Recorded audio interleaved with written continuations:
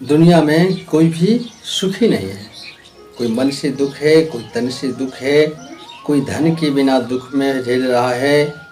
और यूँ ही सब धीरे धीरे कोई न कोई सब उदास है। बोले सुखी कौन? बोले सुखी बस वही है जो प्रभु राम का दास हो, उसी कोई दुख नहीं।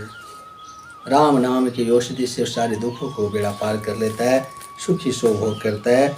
और अगर भक्तजनों अगर सच पूछा जाए क्या तू लेकर आया है, क्या लेकर जाएगा? तूने जो कमाया है, तूने जो कमाया है, तूने जो कमाया है वो दूसरा ही खाएगा। खाली हाथ आया है वो खाली हाथ जाएगा। खाली हाथ आया है और खाली हाथ जाएगा। तो आखिर में जो भी अगर कहा जाता है, बोले कि इसके लिए मैं क्या करना होगा? बोले मन को परमात्मा से जोड़ो। तब देखो परमात्मा को, मन को, बोले मन तो बड़ा चंचल है, मन को कैसा जोड़ा जाए? बोले देखो एक बात सारे बात समझ में लेना चाहिए सभी को। ये जो शरीर है, इस शरीर का चाबी जो है वो क्या है? मन है। अब चाबी को अगर ऐसे घुमाओ, ऐसे घुमाओ तो लॉक हो जाती है बंधन, और ऐसे घुमाओ तो खुल जाती है। इसी तरह अगर मन को परमात्मा में लगा दो तो मुक्ति हो जाती है, और अगर मन को संसार में लगा दो तो बंधन बन जाती है। बस मन एक ताले और चाबी की तरह काम करती है। ये शरीर ताला हो गया, चाबी मन उसका है। और इस प्रकार यदि देखा जाए तो हमें मन को कहाँ लगानी चाहिए? परमात्मा में लगानी चाहिए। सबसे पहले वो कहते हैं मन तो बड़ा चंचल है, मन को कैसे वश में किया जाए? तो भगवान कहते हैं कि बस मन वश में कैसे होगा? बोले संतों का संग करो। सबसे सरल उपाय मन को वश में करने का, और सारे उपाय बताया गया है शास्त्रों में, लेकिन बड़ा कठोर है। लेकिन यहाँ कपिल देव महाराज कहते हैं कि संतों का संग करो। अब देखो संतों का संग करने से क्या होता है? मान लो कि यदि गुरु जी महाराज हमेशा कहा करते हैं, और महागुरु भी हमारे कहते हैं कि मानो कोई व्यक्ति ने अगर करंट पकड़ रखा हो, बिजली पकड़ रखी हो, तो उसे तो करंट लगा है। अगर उनके चरण भी पकड़ लिया जाए तो सामने वाले को बराबर करंट लगेगा।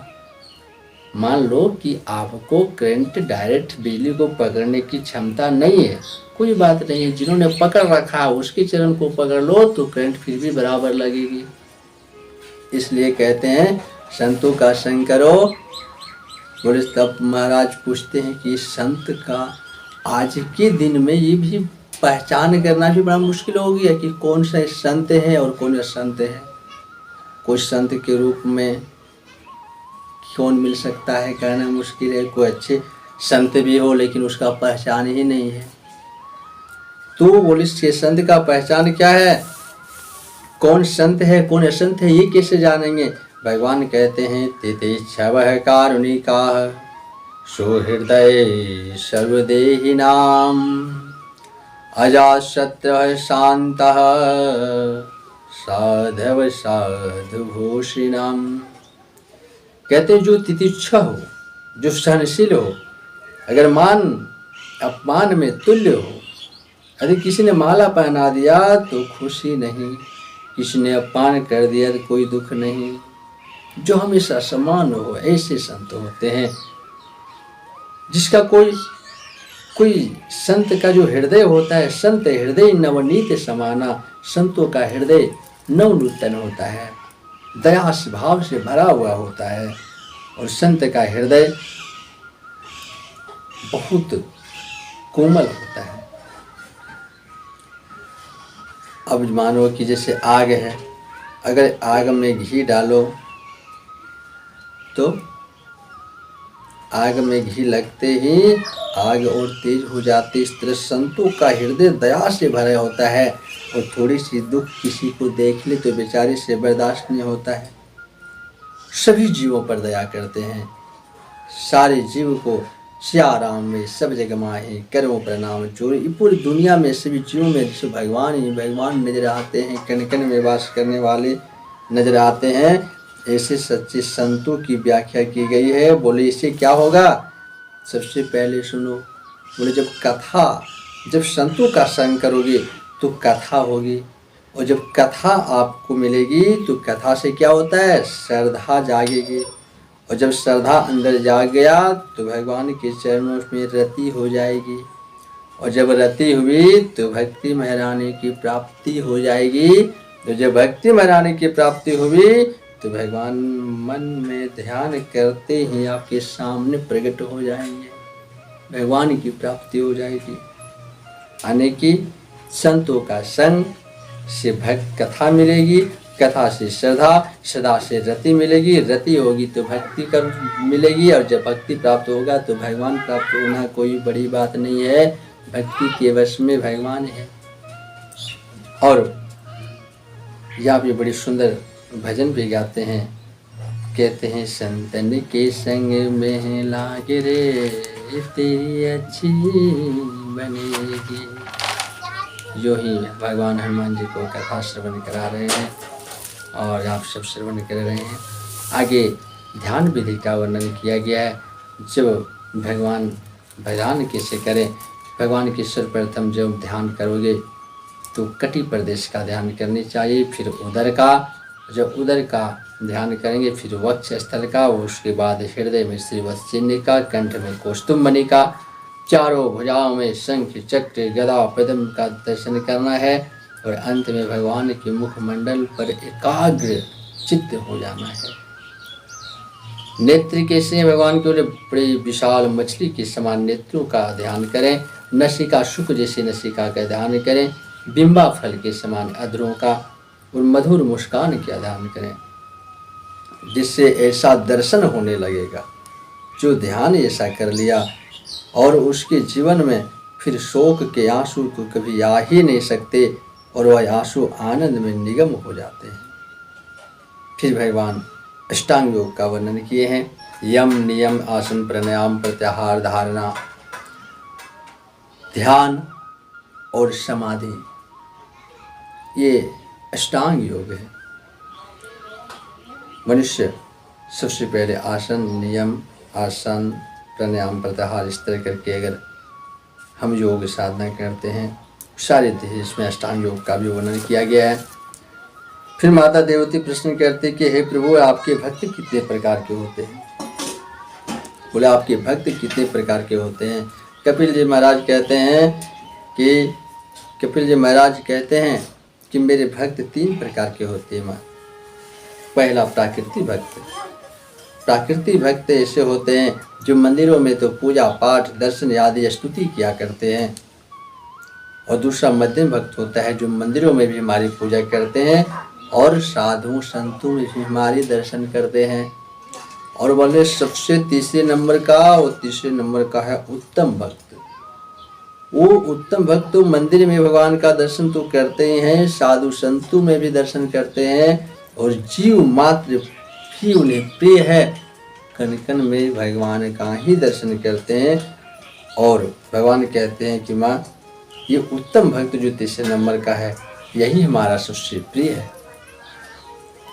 अंतर हृदय में वह बार बार ऐसे भक्त हमें प्यारे होते हैं, प्रिय होते हैं, इन्हें बार बार जन्म लेने मरने की जरूरत नहीं होती है।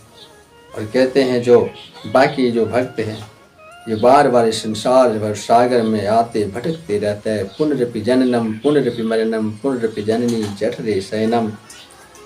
माता देवती सवाल करते हैं, पूछते हैं, प्रश्न करते हैं कि ये नरक स्वर्ग में जीव जाता आता है, इसका पता कैसे लगता है, कैसे पता चलता है इसका?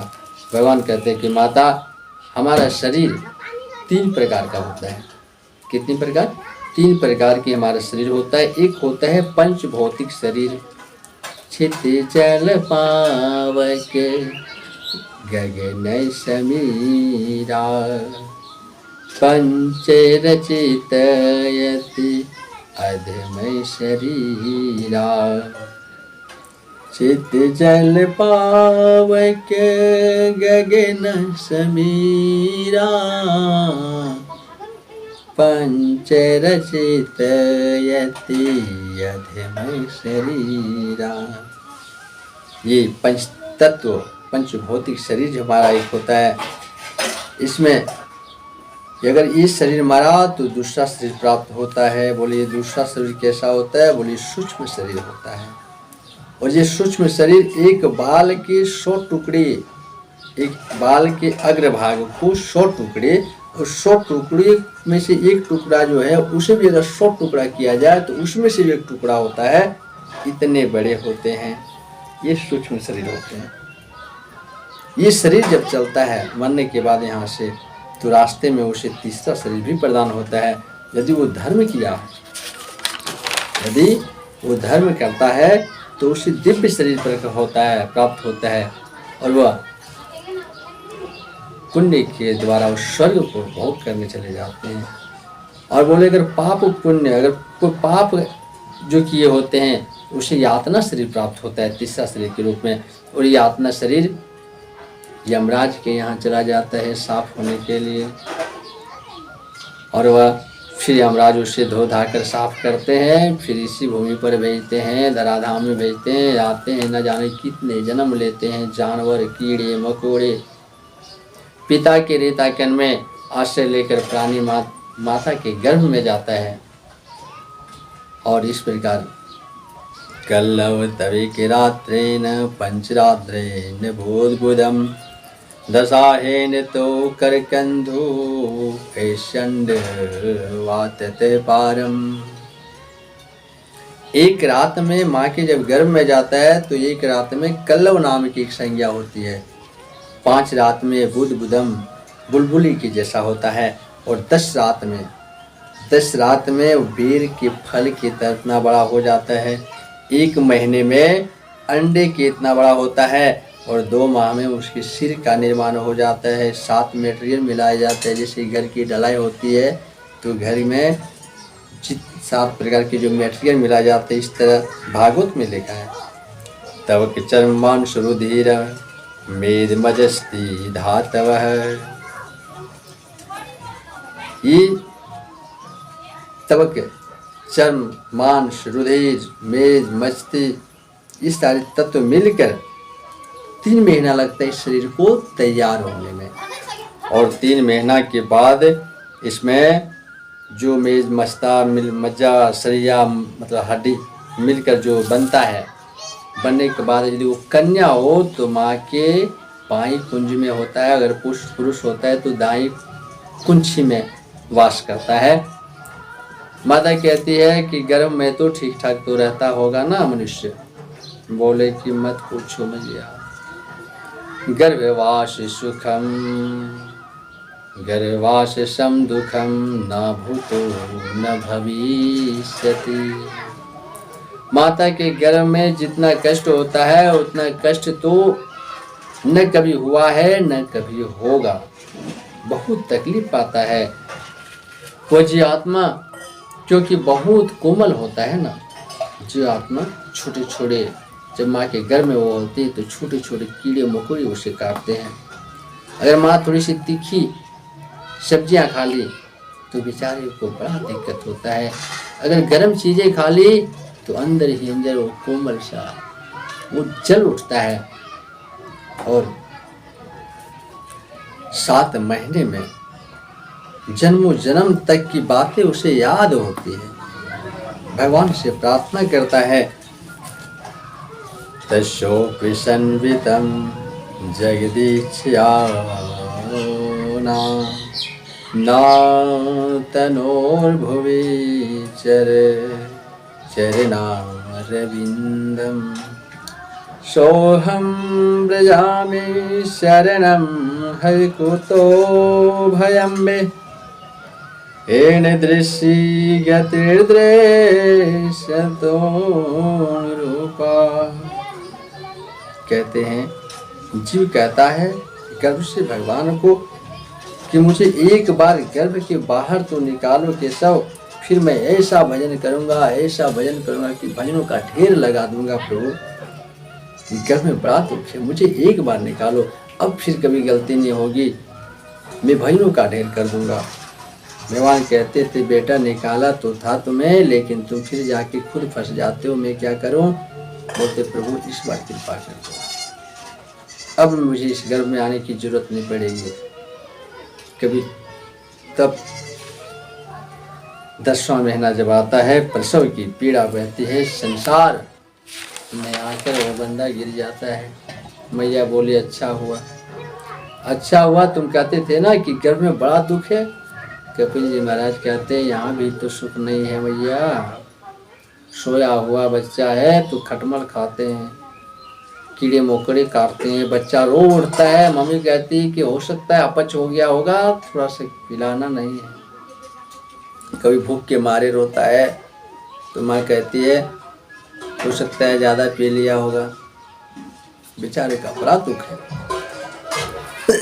बड़ा हुआ, श्रीमान जी पढ़ने जा रहे हैं, बोलते DOG डॉग, डॉग माने कुत्ता, CAT कैट, कैट माने बिल्ली, RAT रैट, रैट माने चूहा।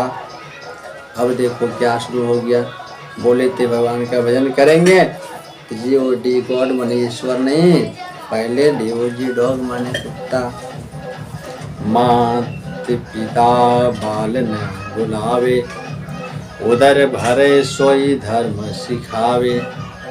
आज उदर भरने की विद्या सीखने जाते हैं लोग, पेट भरने की विद्या सीखते। थोड़ा और बड़ा हुआ तो श्रीमती जी आपके पधारे, समय बीता, श्रीमती जी की फिर सेवा करने में बीत गई, समय बीतने लगा। बेटे बेटियां, घर गाड़ी, दुनियादारी के चक्कर में पूरा समय बीत गया। बुढ़ापा आया, घर वाले, जब बुढ़ापा आता है तो कहते हैं कि घर वाले बूढ़े बेल को मानो जिस प्रकार किसान त्याग देता है, उस प्रकार बूढ़े माँ बाप को उसके पुत्र त्याग कर देते हैं। अंत में मृत्यु देवता यमराज पधारते हैं और फिर उसे लेकर चल बसते हैं। पुनरपि जननम पुनरपि मरणम पुनरपि जननी जठरे शयनम। गुरु जी कहते हैं कि अपने कपड़े को यदि स्वयं साफ कर लिया जाए, अगर अपने कपड़े को स्वयं साफ कर लिया जाए तो उसे धोबी घाट जाने की जरूरत नहीं होती है। और भैया अगर अपने कपड़े को स्वयं साफ नहीं किए तो फिर वो धोबी घाट जाएगा, और धोबी घाट गया तो फिर धोबी अपने तरीके से ही उसे धोएगा, पटक पटक कर धोएगा, न जाने वो तो अपने तरीका से धोएगा। इस प्रकार अगर अपने इस शरीर की पाप रूपी मेल को अगर यहीं पर भगवान के नाम के द्वारा, धर्म के द्वारा अगर धो लिया जाए तो उसे अमलोक जाने की जरूरत नहीं है। और अगर ना धोए तो फिर यमराज घाट में जाओगे तो फिर धोबी की तरह वो अपना हिसाब से धोएगा। और भगवान कहते हैं कि मैया मेरी माया रूपी स्त्रीनी, मेरी स्त्री रूपणी माया को तो देखो कि बड़े बड़े विजेताओं को, बड़े बड़े विद्वानों को अपने पैरों तले रोंद डालती है। मैया कहती है कि मैं समझ गई प्रभु, आपके सारे उपदेशों का बस एक ही सार है। बोले क्या? जिसने तुम्हारे नामों का जाप कर लिया, तुम्हारे नामों का गान कर लिया, उसने तपस्या कर ली, उसने यज्ञ कर लिया, उसने सत्कर्म कर लिए, और मैया भगवान के नामों का जाप करते करते अपनी 10वीं भक्ति की 10वीं अवस्था को प्राप्त कर गए। कहते हैं कि जब 10वीं अवस्था को प्राप्त हो जाए तो ये शरीर भी पानी बन जाता है, और उसी समय माँ देवती सर्व सिद्धा नाम की नदी बनकर बह गई। और इसलिए कहते हैं कि यहाँ फिर भगवान वहाँ से आगे बढ़े। जिस देश में रहो, जिस भेष में रहो, बस राधा रमन राधा रमन राधा रमन करो। जिस देश में, जिस भेष में, परिवेश में रहो, राधा रमन राधा रमन राधा रमन कहो, जिस देश में जिस भेष में परिवेश में रहो। राधा रमन राधा रमन राधा रमन कहो, जिस काम में जिस धाम में जिस ग्राम में रहो। जिस काम में जिस ग्राम में जिस ग्राम में रहो। राधा रमन राधा रमन राधा रमन कहो, जिस संग में जिस ढंग में जिस रंग में रहो। जिस संग में जिस ढंग में जिस रंग में रहो। राधा रमन राधा रमन राधा रमन कहो, राधा रमन कहो। तो आज हम कथा को यहीं देवहूति संवाद कपिल जी संवाद में विराम देते हैं। पूरी श्रीमद् भागवत की कथा को श्रवण करने के लिए चैनल को सब्सक्राइब करें और नित्य आप इस तरह से लाइव में भी कथा प्रस्तुत की जाएगी। न कोई दक्षिणा है न कोई शुल्क है। आप भगवान के लिए, मैं तो यहाँ बैठकर अपने घर में महाराज ठाकुर जी महाराज और हनुमान जी महाराज को कथा श्रवण कराऊंगा। इसका लाभ आप अपने घर बैठे अपने मोबाइल के माध्यम से, यूट्यूब के माध्यम से आप भी श्रवण करें और पुण्य के भागी बने। श्रीमद् भागवत ये ज्ञान यज्ञ कहलाती है। अगर श्रीमद् भागवत को पूरा अगर सुन लिया जाए तो प्राणी फिर जीवन मरण के चक्र से मुक्त हो जाते हैं। लेकिन क्या है कि सुनने की इच्छा जो है वो भाव, एक भक्त की भाव के रूप में सुनना चाहिए। अगर हम भी जानते हैं तो उसका क्या सुने। अरे जो जानते हैं बोले राम कथा जो सुनत जगाई, रस विशेष जाना दिन नाही। बार बार रसपान करो। महात्मा की कथा जरूर अवश्य सुनेंगे और मैं प्रत्येक दिन कथा का श्रवण कराऊंगा। आज के लिए जय श्री राम, जय राधे श्याम, सीताराम, राधे ही राधे।